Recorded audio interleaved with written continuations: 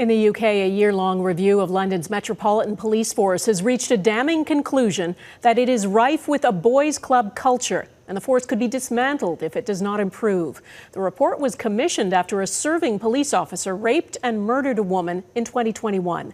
It found the Met is institutionally racist, misogynist, and homophobic, and has lost much of the public's trust. It lists a litany of failures and concludes that London no longer has a functioning neighbourhood policing service. Our Europe Bureau Chief, Goomansingh, on the report and the reaction.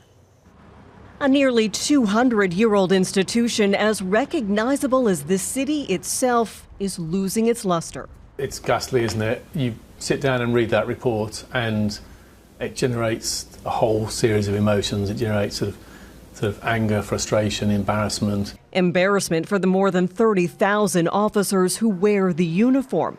Along with discrimination, a review found prevailing misogynistic attitudes and a flawed approach to investigating rape and sex crimes, failures that mostly impact women and girls. The kidnap, rape, and murder of Sarah Everard by a serving Met officer was the catalyst for the Louise Casey report. She says changes should have happened back then. I find it extraordinary that in policing and in the Met Police, that wasn't their moment of like a plane falling out of the sky. Her year-long review included first-hand accounts from citizens and those inside the Met. In one case, a Sikh officer had his beard cut. A Muslim officer found bacon in his boots. And 12% of women in the Met reported being harassed or attacked at work.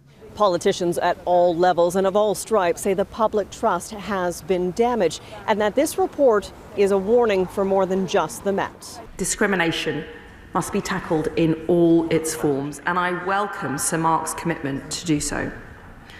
I will be holding the Metropolitan Police and the Mayor of London to account by measuring their progress. I am concerned that the Home Secretary's statement is dangerously complacent. Astonishingly, there is no new action set out in her response, simply words saying that the Met must change. The mayor says he has confidence in the Met Commissioner to turn around the service, despite Casey describing it as defensive and resistant to change. Her report notes if sufficient progress isn't made this time, radical actions might be required, such as breaking up the institution. Goomansingh, Global News, London.